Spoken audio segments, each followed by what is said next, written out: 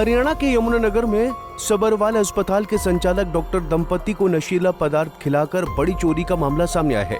Doctor पति पत्नी दोनों बेहोशी की हालत में हैं। दोनों को इलाज के लिए अस्पताल में भर्ती कराया गया है, जहां उनका इलाज जारी है। जानकारी के मुताबिक आज सुबह जब लगातार खटखटाने और आवाज लगाने के बाद भी उन्होंने दरवाजा नहीं खोला तो घर का माली और अस्पताल का स्टाफ अंदर गया तो वहां के हालात कुछ और ही कहानी बयां कर रहे थे।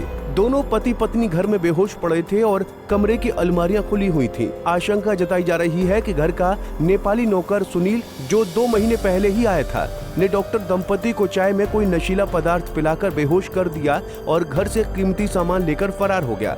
इसके अलावा जाते जाते सीसीटीवी की डीवीआर भी अपने साथ ले गया।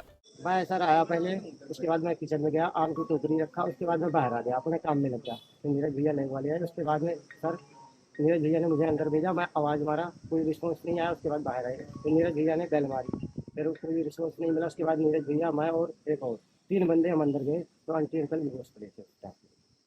तो आप क्या काम करते हैं यहाँ माली का काम करता हूँ सर। तो क्या लगता है कौन कर गया ये जो नेपाली नौकर था सर, उसी का काम है, क्योंकि वो सुबह आंटी अंकल को चाय बना के देता था। मॉर्निंग में सुबह वही सबसे पहले आता था। हाँ जी। तो आज जब आप आए तो था यहाँ पे? नहीं था सर, हाँ नहीं जा चुका था। जा चुका था उसका। तो क्या नाम था उसका? सुबह तो क्या काम करता था यहाँ पे? सर बस किचन में बर्तन धोता था और डस्टिंग का काम करता था और कुछ नहीं सर। चाय वही बना के देता था? सर को चाय वही सुबह बना के देता था आंटी अंकल। तो अब कैसी हालात? आंटी थोड़ा नॉर्मल है, अंकल अभी नहीं आए।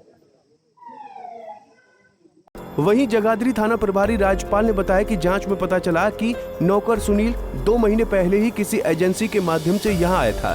फोरेंसिक टीम ने मौके से चाय के कप समेत सभी सबूत इकट्ठा कर लिए हैं। अब कई टीमें गठित कर तफ्तीश की जा रही है। उम्मीद है कि जल्द ही आरोपी पुलिस की गिरफ्त में होगा। सुबह ना सूचना मिली थी कि जगाधरी में सबरवाल हॉस्पिटल के डॉक्टर और उनकी वाइफ बेहोशी की हालत में हैं। वहाँ हम पहुँचे थे। अभी उनको होश नहीं आया है और अभी तक ये नहीं पता लग पाया कि उनको क्या नशीला पदार्थ दिया है, लेकिन नौकर वहाँ अभी 2 महीने पहले उन्होंने रखा था, वो फरार है। अभी वो क्या लेके गया वो डॉक्टर साहब और उनकी मिसेज जब होश में आएंगे तभी पता लग पाएगा। उसके लिए हमने कई टीमें गठित कर दी हैं। पुलिस अधीक्षक यमुनानगर श्री सुरेंद्र बोरिया जी के दिशा निर्देश पर CIA 1-2 और अन्य टीमें, हमारे थाने की भी 7-8 टीमें तैयार करके उसकी खोजबीन के लिए लगा दी गई है। जल्दी उसको पकड़ लिया जाएगा और उससे जो भी सामान वो लेके गए बरामद कर लिया। सर कहाँ का रहने वाला था ये? कितने दिन पहले आया था? ये मूल निवासी नेपाल का था और ये 2 महीने पहले ही किसी एजेंसी के थ्रू डॉक्टर साहब के पास आया था। अब बस उसमें अभी टीमें बना दी हैं। डॉक्टर साहब के अभी बयान नहीं हो पाए हैं। वो अभी जैसे ही बयान देंगे उसमें क्या क्या सामान गया उनके घर से वो अपने बयान में ही बता पाएंगे।